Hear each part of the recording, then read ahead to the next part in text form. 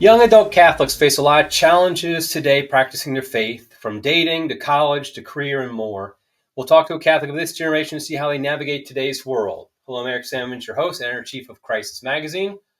Welcome to the podcast. Before we get started, I just want to encourage people to, of course, smash that like button, subscribe to the channel, let other people know about what we're doing here. Also, you can go to our website. Just go to crisismagazine.com, fill in your email address, and we will send email to you every morning with our articles of the day. And then finally, we're in the middle of our fundraising campaign. We only do this twice a year. So I just want to encourage people to go to crisismagazine.com. You'll be asked to donate. If you're able to, please do an end-of-year donation. We have a generous donor who has offered to match up to $75,000 in donations. So we haven't met that yet. So please go ahead and donate, and we appreciate it. We all obviously always appreciate prayers for Crisis Magazine as well. Okay, so we're talking about Gen Z. I keep wanting to say Gen X because that's what I am. Gen Z Catholicism, in a sense. And so I brought a Gen Z Catholic. And the bio of this Catholic is he's my son, Peter Sammons. Welcome, Peter. Thanks for having me. Yep. Now, Peter and I actually, for those who don't know, we did a podcast together. We co-hosted a podcast for a while. It was a baseball-related podcast. And we promise that this podcast will not be completely on baseball. Probably won't be at all on baseball. But I'm going to break that promise immediately and just say, what do you think the chances the Reds are next year to go to the playoffs? 2%. 2%. And I'm being positive on that. Oh, man. And you even thought that out. I mean, you knew. Yeah. Oh, geez, 2%. Okay.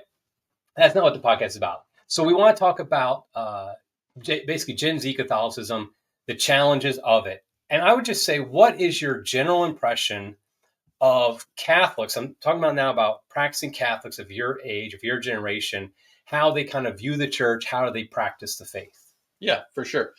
So the first thing I would say is that I think that Gen Z Catholics need to understand that throughout the history of the church, there have been problems arising in every generation, and that while we have like unique problems, they're not like worse per se than other generations' problems. And I think we're like one of the most blessed generations with how much we're able to take in of like just like reading the lives of the saints, all of the great influences like online, and plenty of great parishes around. But with that being said, obviously, I think Gen Z Catholics, in large part, like real strong Gen Z Catholics, know that there is a weakness in the church. And they know that there could definitely be things that would be better in the church. I think that Gen Z Catholics are in large part more traditional and more sort of want an escape from mediocrity because they see mediocrity in the world at every turn, and mediocrity is encouraged in the world. And the biggest thing that Gen Z Catholics want is an escape from the world. When they go to Mass, when they are in their church's community, when they are at a Catholic college, and when they hear things from church leaders, they want something different, something that is not given by the world, something that they can look to for guidance and leadership. Yeah, so like in my generation and especially the older generation above me, baby boomers, there's like an obsession with Vatican II. That's almost all we talk about. It seems like everything is blamed on Vatican II or everything is credited with Vatican II. Now, you guys were born literally, 30 years after Vatican II was over. And so, 40. Well, you were born 30 because, right, you're born 20 years ago. It's been 50 years, math. When was Vatican II? Early. Okay, that kind of. We don't. Yeah. Your whole world isn't based upon Vatican II, but yeah. So 30 years after Vatican II, you were born. So what's like the general thought among Gen Z Catholics about Vatican II? Is it a positive, negative? You don't really think about it, or what? So there's definitely a big split, but I think in general, every Gen Z Catholic who is serious about their faith understands that there were problems that came after Vatican II, and is trying to be part of sort of the solution or the resurgence. And the way that they do that is where they differ, I think. So I think that almost most of, probably most of serious Gen Z Catholic, like I said, are traditional leaning, but there is also the portion of charismatic Catholics who also, love their faith and practice it very well. And I think that for the most part, the consensus with Vatican II is, okay, it happened.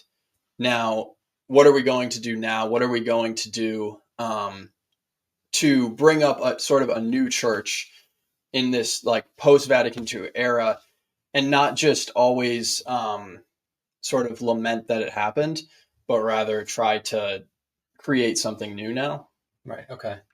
Now that makes some of us nervous when we hear create something new, because that's all we've been hearing for, But the problem is, for you, create something new was something new compared to, the 50s. Right. Whereas for us, create something new, it's something new compared to the 70s. Yeah, that's a good point. We definitely want to do that. Like, what are you, okay, you go to Franciscan University of Steubenville, and Franciscan still has a reputation of being a charismatic Catholic college. When I was there in the 90s, it definitely was very much had a charismatic flair. What is kind of the ethos or whatever of Franciscan? Is it charismatic? Is it traditional? Is it neither? Is it both? So Franciscan is first and foremost just extremely Catholic, and charismatic and traditional is sort of like the first separator between students. And I'd say at this point, there's probably at least still 65 to 70% are charismatic. But that's compared to probably it used to be like 95%. Right. Now there's probably at least 30% who are traditional. And it seems like it's just leaning more and more that way each year, every time I go back, because also there's this movement among the charismatics of like, okay, we're not going to be everything that came after Vatican II. We're just going to be strictly this one charisma. Like if you go to a mass on campus at Franciscan, I actually counted one time when I should have been praying, but 90% of people, actually no, it was 95%, were received communion on the tongue. Oh, wow. And most of those were kneeling. You're clearly an accounting major because you're like counting and calculating percentages. I understand I should have been praying, but I was counting. This was one Sunday, all right? But yeah. Wow, you said like 95% were receiving on tongue. Okay. Yeah. And even those who, I don't know, it just seems like, because there's a lot of discussion about this at Franciscan particularly, I think a lot of like these sort of lame habits have been weeded out, like receiving communion on the hand, right. Where the charismatics are extremely reverent towards the Eucharist, for the most part. And they love the Eucharist, and we have 24-hour adoration, and you go in there and they're prostrated on the ground, and it's like, whoa, okay. Yeah, it's awesome. Nice. When I was there in the 90s, I remember in 94, there was literally one trad in my class. And I remember everybody was like, oh, that guy's kind of a weirdo. Yeah. And that was it. I mean, that was 94. And nobody we didn't disrespect him because I wasn't traditional at that time. But at the same time, he definitely stood out very much. So I guess the traditional students don't stand out quite as much. Definitely not, because, well, on Franciscan, we are kind of loud. We definitely make our voices heard in sort of like the student leadership positions and talking to campus leadership. And by the way, like the Franciscan hierarchy, starting with the president, Father Dave, and all the way down, they're all very open to having traditional students. Like there's never any attempt to like stamp that out or anything. So it is very promising how much the traditional movement is growing there. That's good. Okay, so let's not make it just about Steubenville, although I kind of want to at this point. So like when you look at like bishops, I mean, that's a big thing also, like especially for older generation. We complain about the bishops. We say they're not doing this job with that or whatever, and priests and things like that. what are you looking for in our bishops, in our Catholic leaders? Like, what are you hoping they would say or do in the world we live in today? More. We don't look at the bishops very much. Like, I just feel like the bishops aren't a loud voice in the young Catholic community at all. I think that it's more gone to like podcasters. Yeah. And I just think that's a little scary considering I'm a podcaster. Well, but I think that the bishops should have a louder voice. I think that most people, I mean, sometimes people don't know what their bishop's name is. Right. Like back in Steubenville, we've gone through a couple bishops in the past like year because, you know, one of them resigned, another came in, but he was an intern, and then he said something people didn't like. He's gone. I forgot that happened. Yeah, I legitimately, I forget what our bishop's name is. Bradley or something? I don't know. Yeah. But that's a problem, though, because the bishop should be the spiritual leader of the community. And I think that the biggest thing is we just want more out of our bishops. But I think it is something where some of the bishops, they don't understand that we are traditional leaning. Right. And reverence leaning, at least 100%. And when they do speak out, we're like, oh, well, it seems like you're still talking to, you know, the boomers and Gen X. Right. Well, it's like that. What's that meme with hello, fellow young people? Yeah. It's a good one, Dad. Thank you. That's me, isn't it? Well, literally you right now, but yeah, go ahead. Exactly. But the idea, though, is like there's always been this effort for, like, you know, you have youth groups, you have youth masses and all that stuff to reach out and identify with the youth, the young people. I've been very critical of that because it just seems like you're faking it. You're just and like I feel like a young adult is an adult. And so it's like, why would we treat them differently? Like, do you think, like, let's talk about the liturgy. Do you think the liturgy needs to be any different for young people or the same? Or, like, you know, what is it that attracts young people to the liturgy?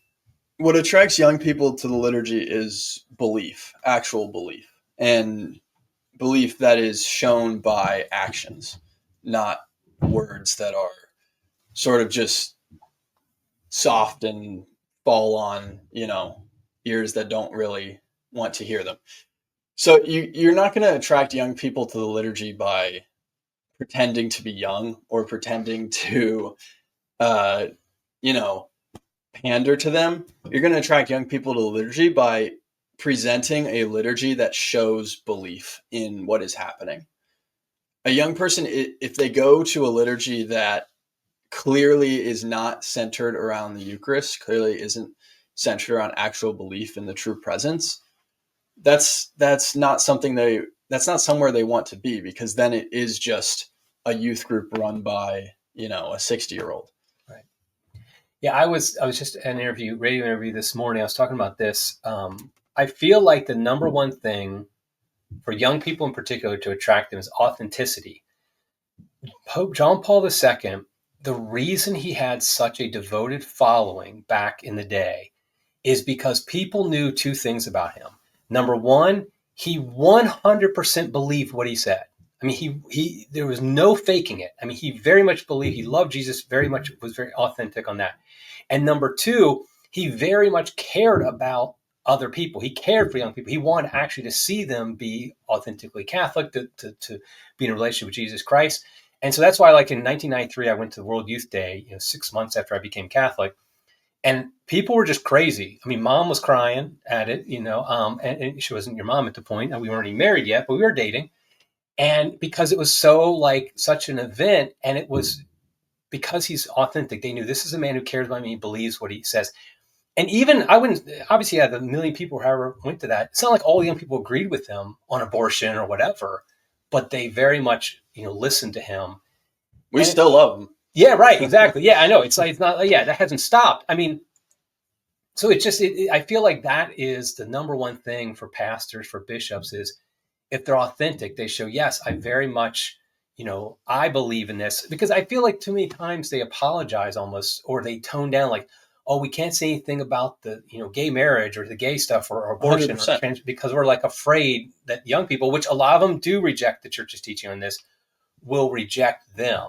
One thing that is everything that these priests and bishops do feels like it's meant to be evangelization, even when it should be targeted towards, and by the way, obviously, I don't think it's very effective evangelization. Yeah, right.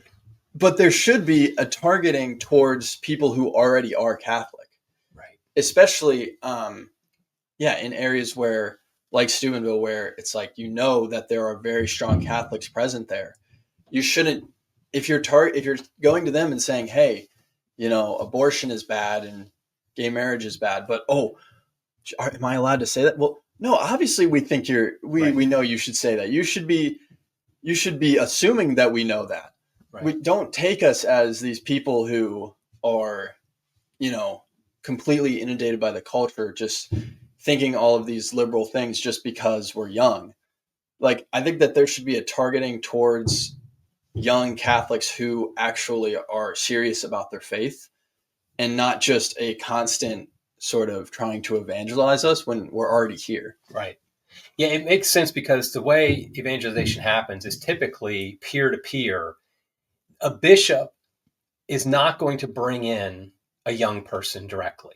What's going to happen is hopefully he will inspire people like you, people who already believe, and then you interact with your peers who don't believe, and you can evangelize them.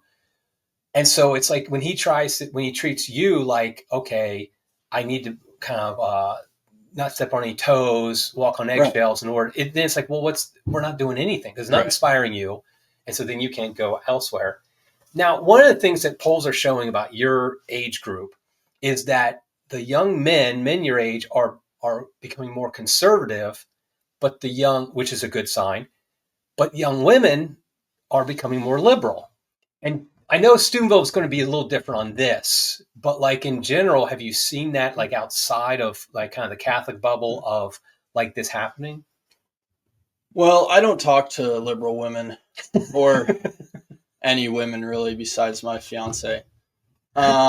He had to say that because his fiance might be watching. Oh, she is. I know she is. But as far as the conservative movement, it appeals much more to men, and it appeals to women if you look at it the right way. But I think there's definitely some work to be done on how to appeal to women. And yeah, I just think that like the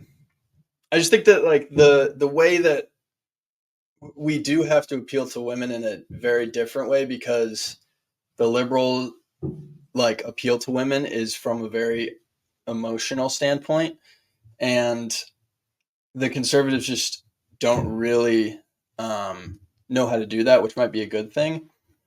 Yeah, I mean, because it seems like they're rejecting, a lot of young women are rejecting the moral teaching church when it comes to abortion, homosexuality, things like that. And we can't obviously change those teachings, but and I feel like my gut reaction is if you bring in the men, that will eventually bring in the women. Whereas if you bring in the women, it might not bring in the men. Yeah, I don't think that there needs to be a big change in the way that we are approaching young people in general.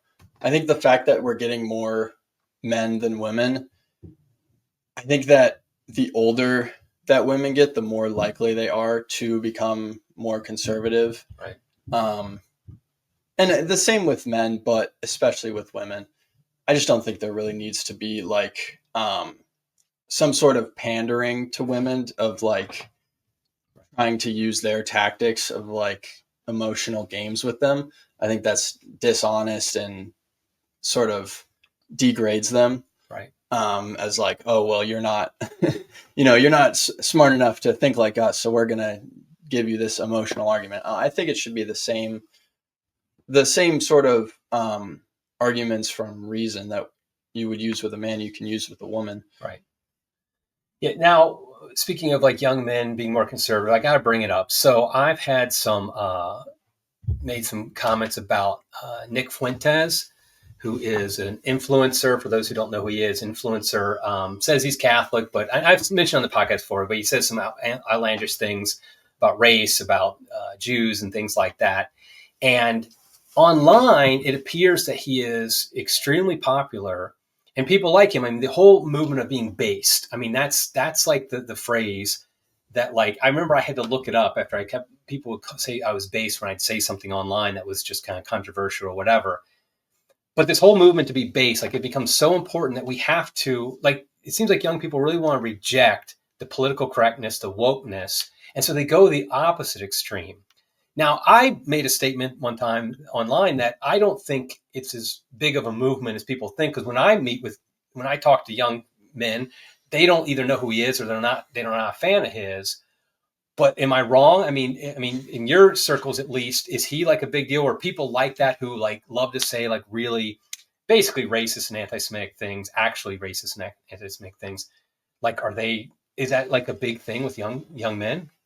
So I have a decent amount of friends, like men thanks, Dad, men that I hang out with, never once has someone brought up Nick Fuentes to me. Not even once. Not once. Not once, yeah. I've never talked about him to anyone except you. Right. I'm 100% serious. His dad asked me, what do you think about this Nick Fuentes guy? And I had to look him up, and I was like, what is this guy talking about? Okay.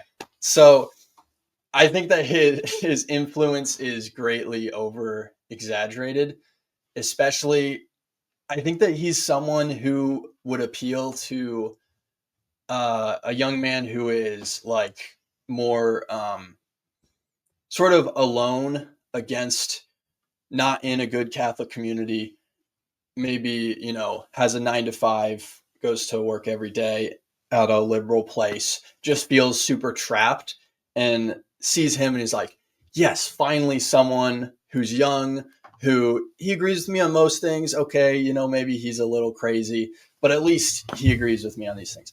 I think if you are a Nick Fuentes fan, I would say try to find a Catholic community that you can just talk to people your age with, because I think that's the biggest thing. People want to hear from someone their age.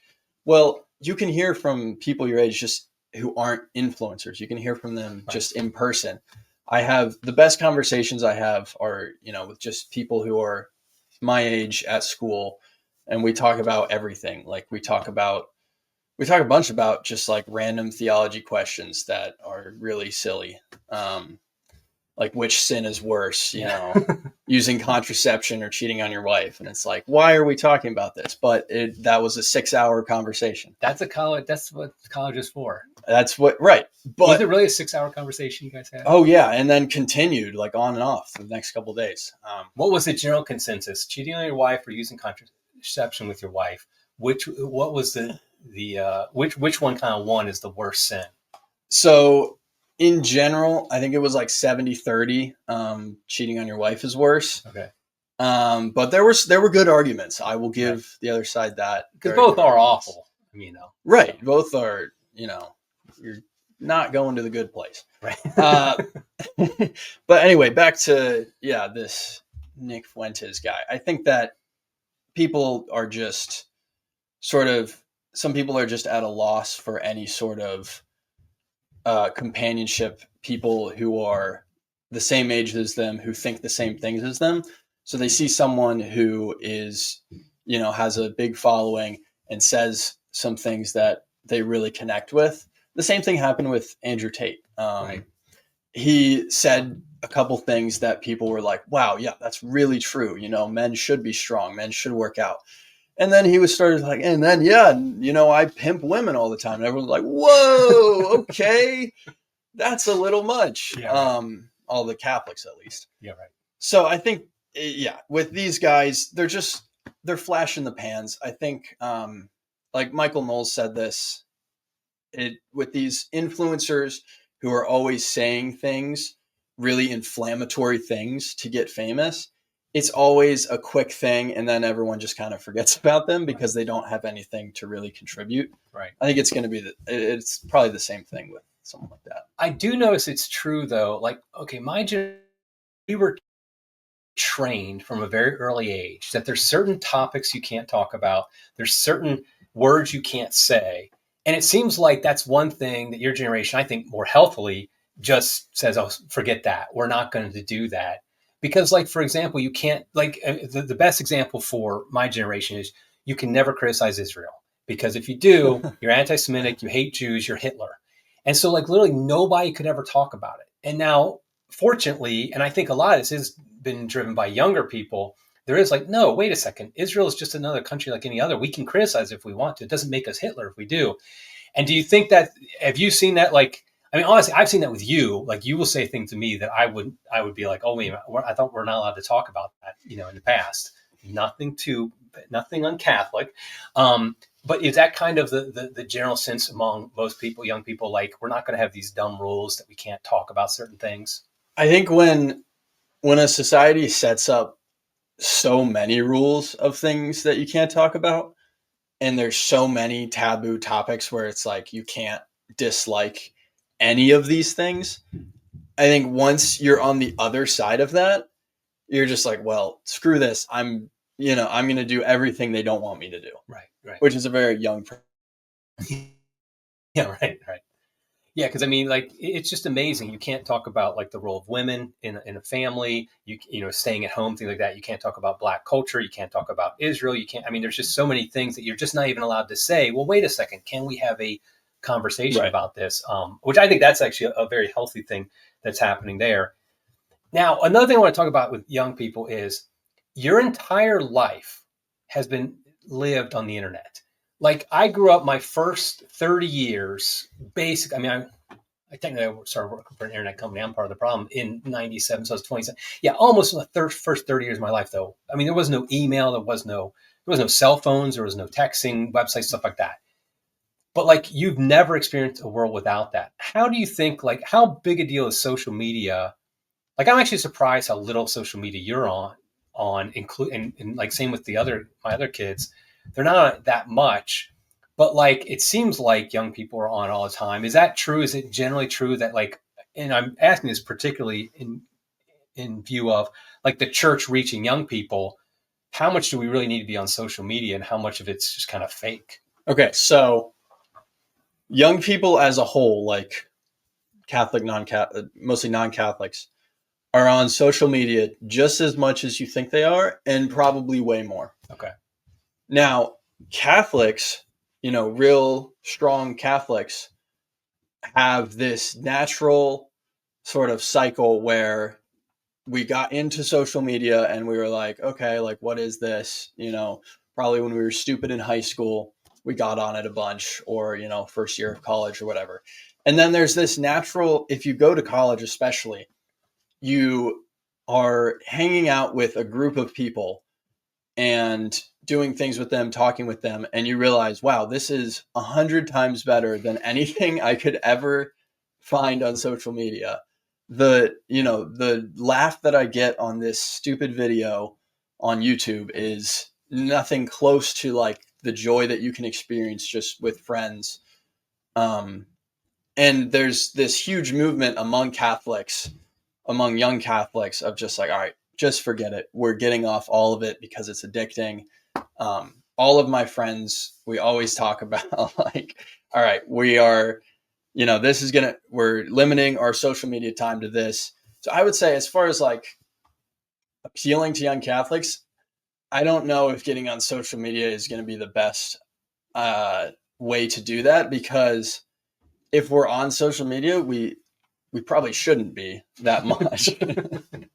Like, I think if you make some Instagram reel to appeal to a young Catholic as like an older Catholic or a bishop or a priest, I just think that there's definite limits to how much that's going to appeal to them.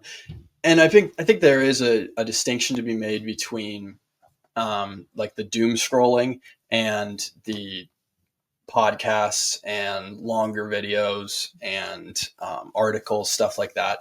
Because really the doom scrolling is what gets you with the social media. That's what'll have you on your phone for just 8-9 hours a day. And that's what I think young Catholics are really trying to cut out. What are the podcasts other than the Crisis Point podcast, of course? Right. What are the podcasts that are probably most popular among young Catholics, whether they're Catholic or not? Kind of like, who are the people? You mentioned Michael Knowles, I know, but like, who are kind of the podcasters that people really kind of listen to the most? I mean, probably Joe Rogan would be one of them. Michael Knowles, Matt Walsh, to a certain extent, those two. Yeah, other than that, I'm not really sure. I think Taylor Marshall probably as well. It's not like a huge variety, right? But some combination.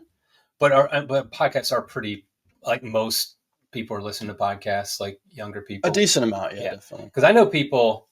I mean, one's your brother-in-law who is not on social media at all, but he listens to podcasts. Right. That's what I try to do. Right.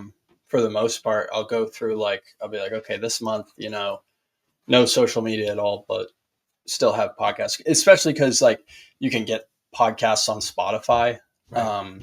And you're not going to be scrolling on Spotify. There's no videos on there.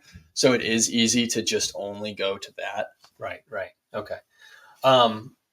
Now we brought up the liturgy before, but I want to go ahead and just try to get you in trouble, me in trouble, somebody in trouble.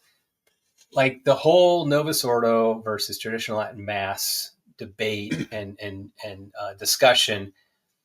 A lot of people say, and I've said it, I bet you I've said it, I don't know for sure I've said it, but I bet you I've said it, that like the traditional Latin Mass would be a great way to bring young people in.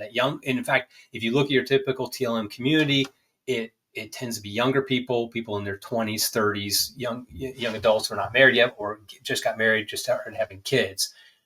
I mean, do you think that's true? Do you think, like, in your experience of seeing, I mean, not only yourself, but like your friends, things like that, do you think the traditional Latin Mass is a way to bring in young people, or does it matter, or is it just like it, or it doesn't really matter? Like, is it, I mean, the liturgy wars are huge in my generation. I mean, what are they like for you guys?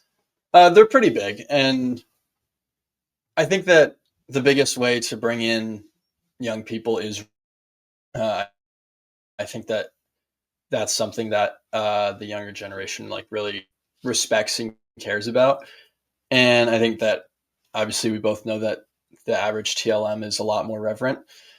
So I think that the traditional Latin Mass is probably the best way to bring in young people. I do think that there are reverent Novus Ordo Masses because all of my friends at college are always like, well, because I'm always trying to get them to go to the traditional Latin Mass, and they're always like, well, there's this Novus Ordo, and it's so reverent. It's like, well, why did you have to clarify that?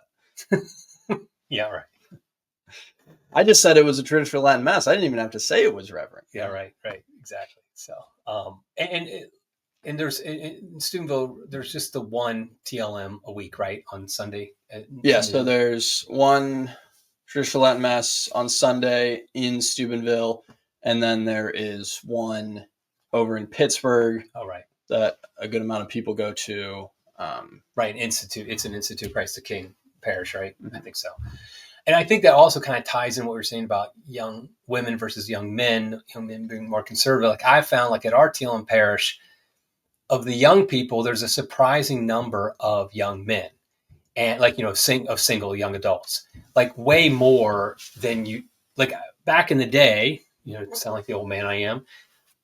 It's like literally every young person, everybody in their 20s who was single was a woman at Mass. I mean, there was like no men hardly in there who were single and going to Mass back then. But now it's like there's a lot of young men, maybe even more young men at TLM. And I think that's because TLM attracts them. The problem is that at a Novus Ordo Mass, there are a lot of things that typically happen that will sort of make it sort of anti-masculinity. And I just think that from the songs to the way that it's celebrated, the way that the homily is, the way that the priest carries himself, the way that the priest talks, like there's so many things that can be sort of just like subtly anti-masculine. I also think that the emphasis on the Mass being a meal as opposed to a sacrifice is something that takes away from, like, I think that every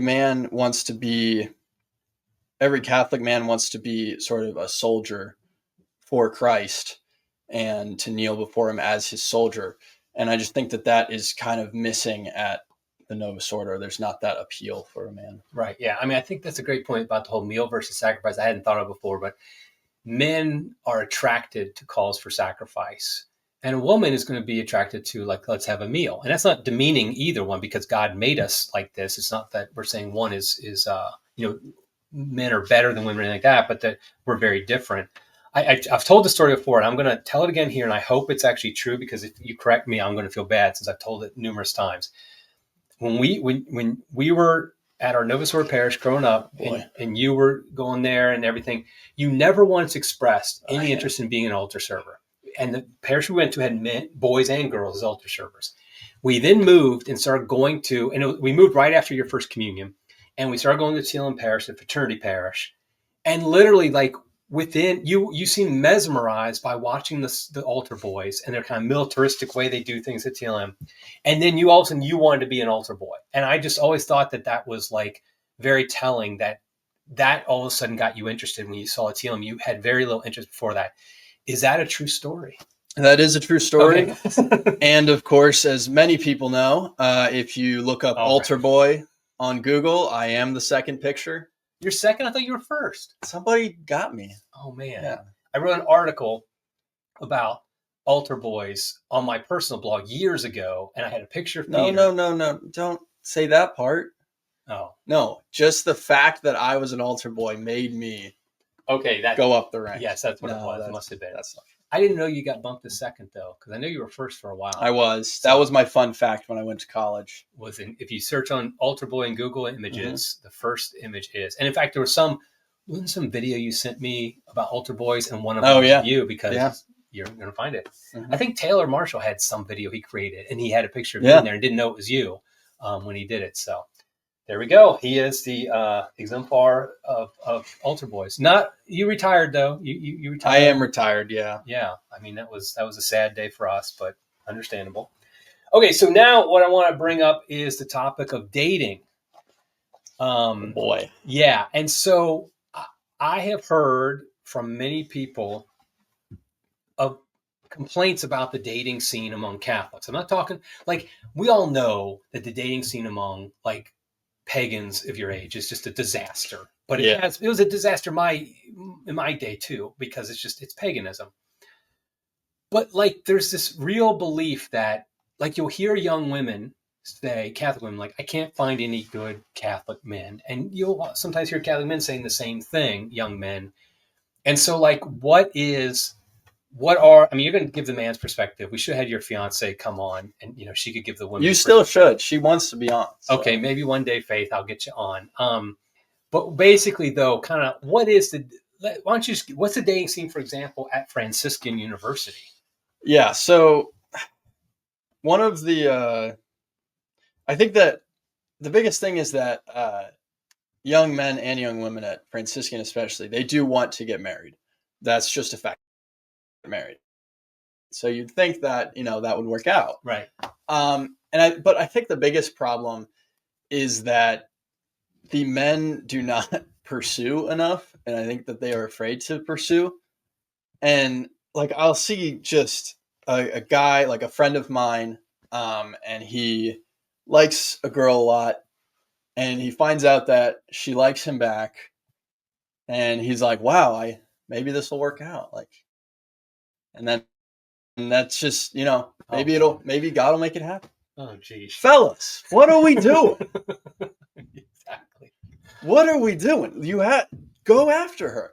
That's probably the thing that irritates me the most about the dating scene, is when a guy does not pursue enough. I think there's any young woman listening right now is probably saying, amen, brother. Yeah, well. But there is this problem of, like, even like the Me Too feminism starts to creep into the Catholic world. Yeah. That young men are afraid. Here's the thing, though. here's the thing. You pursue, and if the lady does not find that attractive, that is not the lady for you. Right. Also, the other thing You disengage. that at that point, if she didn't find it, if she was like, oh, wow, you're like coming after me so hard, like chill out, man. Like, all right, well, move on. Right. I just think that you have to pursue initially. And if she's too feminist for that, she's too feminist for you. Now, once you start dating, I think the next problem is that once people start dating is they are trying to see if their partner is like the perfect match for them. You know, you have to be perfectly compatible and you can't ever get into any fights or else, you know, how could we ever get married? And I think that you just have to understand that how different each person is. And once you have the big, you know, 3 or 4 things of, okay, they are Catholic, they are serious about their faith just the same as you are. Or if they're not Catholic, then you have to, you know, be clear with them. I'm not going to marry you until you become Catholic. And then they want to have kids and you have similar views on raising kids. Once you have those things, and I think that, you know, whether the woman works or not in after you have kids is also something that should come up. Once you have those things, you can work everything else out. You can, you know, be a Reds fan and marry a Yankees fan. It's hard. It's hard. I never said any of this was easy. That was not my claim. I'm just saying that you can work almost anything else out. And I think that a lot of times it's just like people are in a relationship, and even though, you know, all of those things are true, they're just like second guessing everything, don't know, you know, whether or not they should propose. And I just think that it's sad to see because they're looking for something that they're never going to find on earth, which is, you know, a perfect partner for them. It doesn't exist. Yeah, I think what I've seen is like, I think you're right about the men. They need to be a little bit more bold, aggressive, whatever you want to call it. Just like, you know, just have confidence. And you know, if you're told no, you just move on to the next one and try again. Or you keep trying. I mean, the best man at my wedding, he was turned down, I think 3 times by and it was a Steubenville match, 3 times by by this girl. And eventually now they're married and been married for that's one way to do it. That also can happen. But, you know, get the signals, man. If they're really turned off, just move on. But I do think it seems like I've heard stories of young women who they have an ideal of what a Catholic man is supposed to be like, which you just can't fulfill. I mean, it's right. Like I think I like what you said was just keep it to the basics. Like, you know, you want to be compatible. Obviously, you want to like each other. You wouldn't have been pursuing each other if you didn't like each other. But if you have the basics, that is going to work out. What about the idea, though, just of, as you know, in our family, we're not big fans of the idea of dating without the purpose of looking towards marriage. Like dating is a situation where marriage isn't on the table. So you don't, like, we don't let our kids date before they're 18 for this reason. And you waited, what, like a day after you turned 18? No, it seemed like that before you. It was a few months. It wasn't just a day. But like the idea of like dating without marriage explicitly on the table. Like, I think that's unhealthy. I mean, but that's the way everybody did it back in my day, was they would date without thinking about marriage. And I think some people still do. What do you think about the wisdom of that? I think that it's silly to have rules like, oh, you can't be dating for longer than this before you get married, or you have to propose after 3 months or 2 weeks, or, you know, the 40th date. It's like, all right, here we go.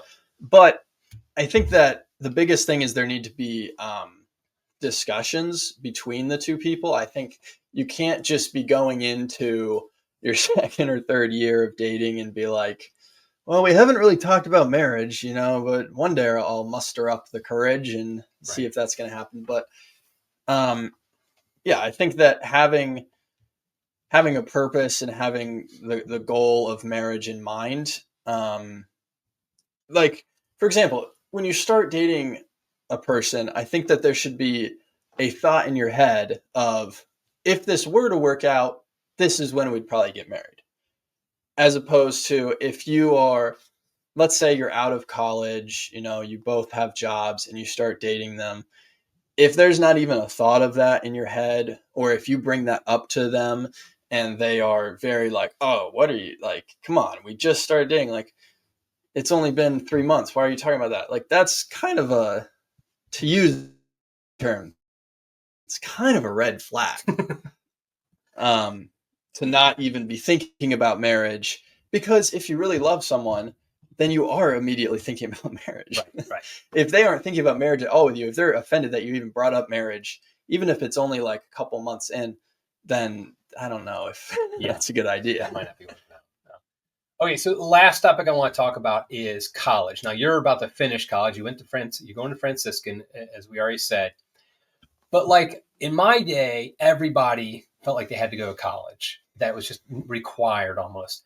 But I see a lot of people who are of your age who are not looking into college. They're maybe getting a trade like electrician or something like that.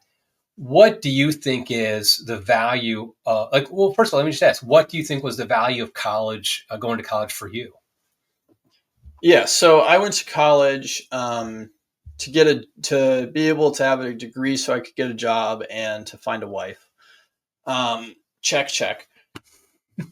But not married yet. You're still disengaged. Found one though.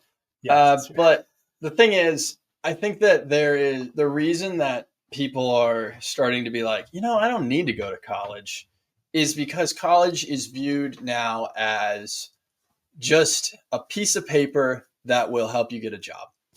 And I think that if that's the only thing you view it as, then you don't need to go to college. But I do think you need to go to college, because I don't think that is what it is, in most cases. But I think that it's really important to, by the way, if you're going to a school like Ohio State or something, like, no, you don't need to go there. You can just find a job. If you are going there, get a degree that will get you a job or whatever. But I think that the college is useful in that it can teach you a higher education, especially in theology. And I think that if you go to a Catholic school, I think that almost everyone should go to a Catholic school, if they can afford it, and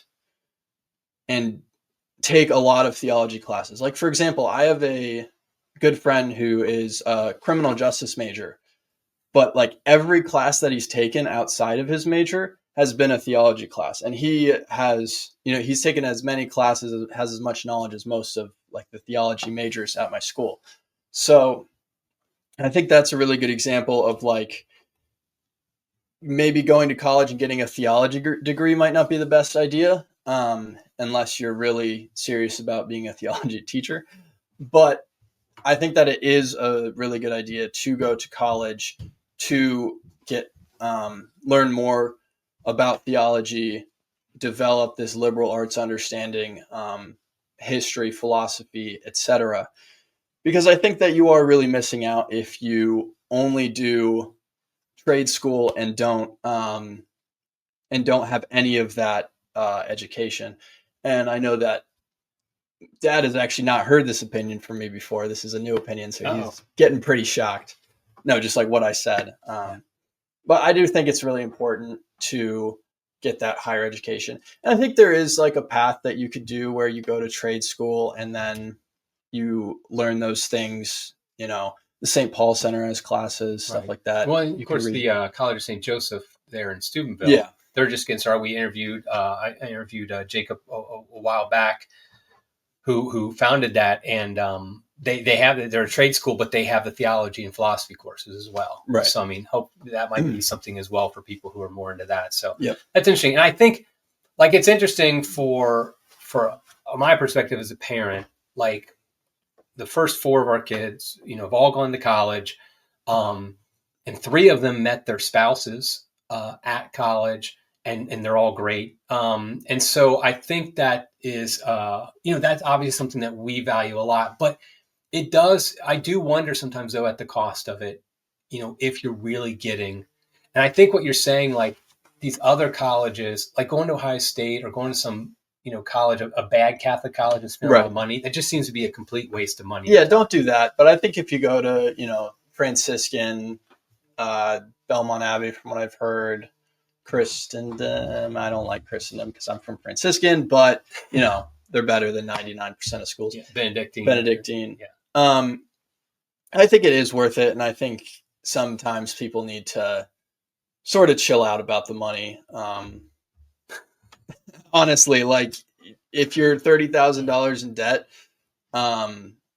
but you you can still work your way out of that with a college degree. I think that sometimes, like I talked to people in high school who were like, oh, like I can't go to college, like I can't afford it at all. Like I just think that it is an extremely formative experience that if you can do it is just extremely helpful throughout your life. This is something new I've learned. Yeah. I'm not as pro college as you are. Not. I'm not. I mean, obviously I'm very thankful for the 4 oldest kids going and getting a lot good education. Well, Dad hasn't been to college in a while. I mean, I like college. I met your mother at college, so exactly. I mean, so I'm not anti-college. Anyway, okay. Anything else about being a Gen Z Catholic? Yeah, that we need to know. I would say that Gen Z Catholics. So this is a new topic, but I think that Gen Z Catholics need stronger leadership from older Catholic men and from priests out. How to deal with the struggles of pornography and sexual sin. Because just dropping that one on us. Yeah. But because I think that is one of the most prevalent sins, especially probably the most prevalent mortal sin among young Catholic men. And I also think the other thing is, even among young Catholic women, I think they are also struggling with sexual sins more than ever. Pornography to a certain extent, but also just like sleeping around. Even Catholic women, like this is still, we're not immune to it at all. Right. Just because you say you're Catholic, just because you go to Mass every Sunday doesn't mean you don't have these temptations. Right. And I think it's something that is sort of a taboo among like older Catholics that they don't really want to address it or talk about it. But I think it's something that needs to be like discussed. How do you do it though? Because here's the problem. Father can't just all of a sudden in his homily, definitely, with young children and everything around, start talking about pornography and the dangers and anything other than just like allusions to it. So how can, like, if a priest is listening to this or a bishop, and we definitely have a lot of priests who listen and some bishops, like what can they do to help young men deal? Because it's unbelievably the evil of our day. So what can they do? I think I think they can research how to combat it and help anyone who confesses it in the confessional. And I think that there can be more, like I think Matt Fradd wrote a book about it. Right. And I think there could be more things like that. I just think that pornography is like one of those sins where once you commit it, you feel completely alone. You feel like there's there's nobody with you. There's no one to sort of hold you accountable in the moment.